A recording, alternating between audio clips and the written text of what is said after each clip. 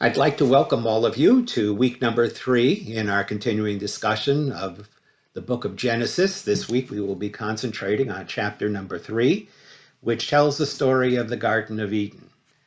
I'm sure I don't have to summarize the story for you. Even those of you who have not done the reading this week probably know the basic outlines. God has placed man in a perfect place. He has placed man in a situation where all of his needs are met. Man is told that his job is to watch over and tend God's world, and in return, he's given the privilege, the opportunity of enjoying everything that exists in the garden, to use it, to benefit from it, that man has freedom to oversee this world that God has given him, with one stipulation. God has told man that there is a tree in the midst of the garden, a tree which the Torah calls the tree of the knowledge of good and bad. And God tells man that of that tree he may not eat. Everything else is permitted to him in the garden, but man, for whatever reason, is told by God he may not eat of the tree. And if he violates that commandment, he is told that he will suffer death. In order to understand the meaning of the Garden of Eden, we have to understand that everything in the story is symbolic. It is filled with symbols, which we will hopefully have a chance to understand and to discuss in our next Zoom session. But of all the symbols that we find in this chapter, the one that is most central is the tree of the knowledge of good and evil itself. In order to understand the lesson that the Bible is trying to convey, we have to understand what this tree signifies. So let us begin by first asking a more primary question. What do we mean by the terms good and evil? And here we have some guidance. We have already seen in chapter 1 of the book of Genesis that good has already been explained to us. You'll remember that on each day of creation, as God finishes his work, in surveying what he has made, God exclaims, Ki tov, that it was good. And so it is that on each and every day, when God has a chance to review what he has done, he declares that the world that he has made is good.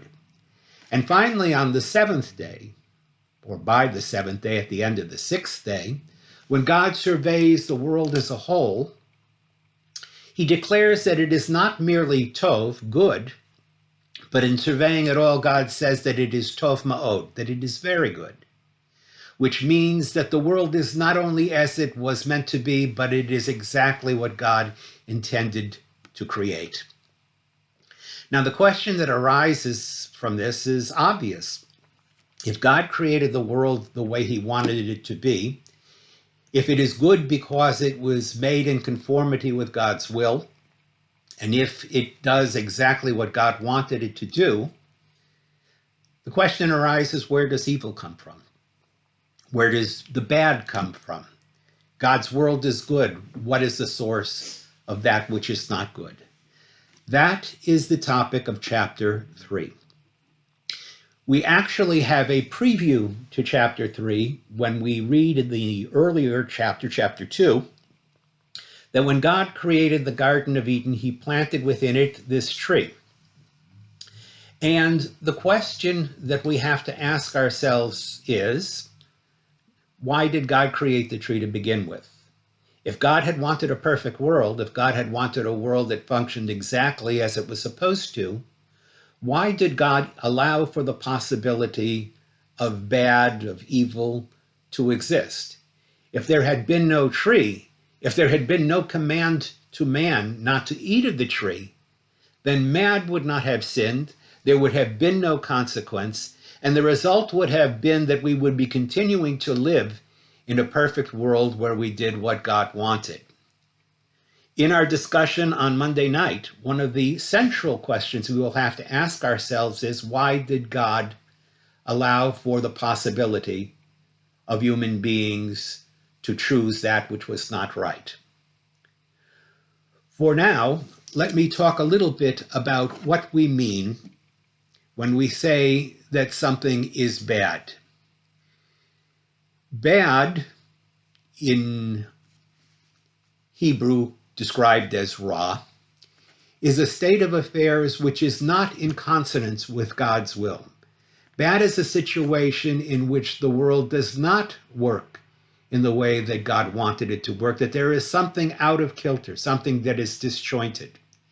And we are told that bad enters the world as a result of human choice, that bad comes into existence in the world because of the free will of human beings.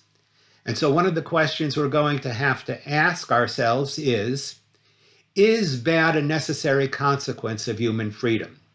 Could God have made us free without creating the possibility that we would use the freedom that he had given us to stand in opposition to his will? Is it possible, in short, for a human being to be both free and yet to live in a world without bad? That is the question that we will be considering in our Zoom session this week. I would like to present you with just 4 simple questions to direct your reading. I want you to consider these questions and formulate some kind of a response to them so that when we meet again, you are prepared to struggle with some of the material that we will confront. The 4 questions, very simply, are these. I've already asked actually the first question.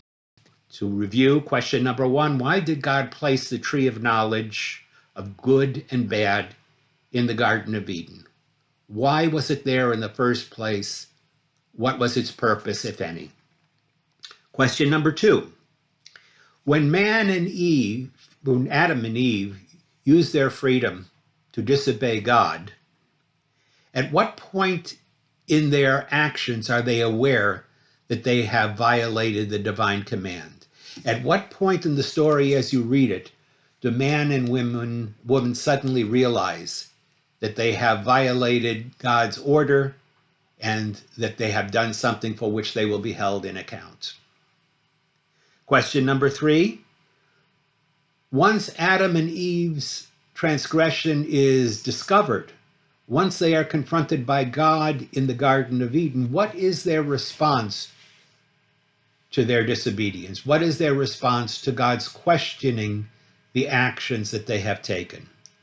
And finally, question number 4, as a result of man's free choice, as a result of man's defying God's will, as a result of their sin in eating from the fruit of the tree, what is the punishment that is suffered by man and woman, by Adam and Eve? Clearly, at the end of the story, they do not die. When we leave them, they are still very much alive, and in fact, they will continue to live for many, many years thereafter. What did God mean when he said, the day that you eat of it, you shall surely die, when clearly we see that they did not die? What was their punishment? What was the consequence of disobeying God and eating from the fruit in the midst of the garden? These are the questions that I would like you to consider in anticipation of our upcoming session.